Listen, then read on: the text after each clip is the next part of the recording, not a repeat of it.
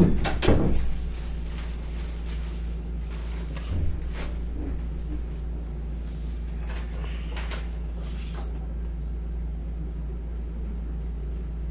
ba nakausap mo? O si... Anong sabi? Anong mapag-usapan natin? Sabi mo po sa bukas, sabi mo, tapos kung tinanong mo kung saan ako galing, sabi ko sa Pangasinan, sir, sabi mo, tumbukin mo muna, punta ka muna ng SM, pero ano ganito? Nadisgrasya ka ba? Opo, may 12. Putol yung ano mo nito. Opo, sir. Alam mo, yung mga ganitong kaso, na ano na oh. Nasa form yung ano yan, nasa form yung ano. Oo, sakto yan. Hindi na dislocate yan. Pero may pagkakataon, pag hinayaan niya lang lumulundo. Ibig sabihin, patid yung ano nito. Sir, kailangan mo magpanyuro. Ay ano, yung nerve test. Kasi yan, ninipis yung mga muscle mo yan. Hindi pa kita nakawakan pero mawawala yung mga muscle mo yan.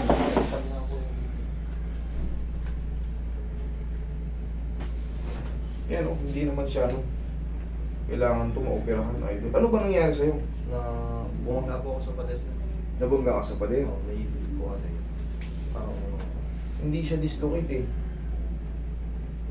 Nawala, ay bumaba yung muscle.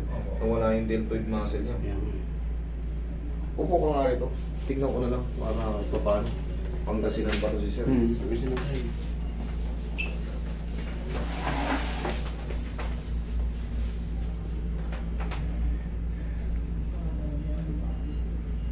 Yan, nasa ano.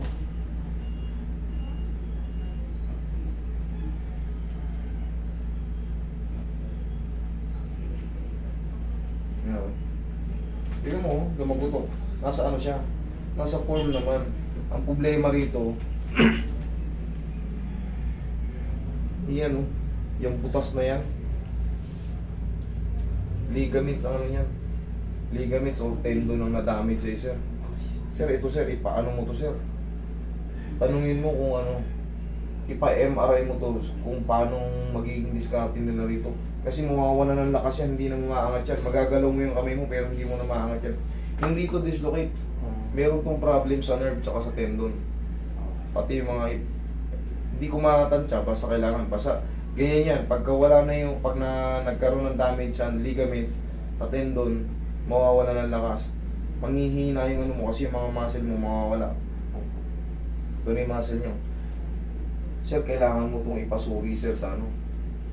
Sa hospital. Kailangan mo maano yan sir. Hindi yan dislocate. Hindi na siya dislocate pero baka naputulan ka ng mga ano. Yan, ito mo yung bicep mo wala no. Tanong mo sa doktor kung ano mga ano nila, kung ano marirecover na, kung pwedeng operahan. Mapaparalisa ka niyan sir. hindi ko po sunod na masyado. Okay mo. Palagi mo yung gagalawin ha. Pero ito wala na sa dislocation yun. Okay naman na eh.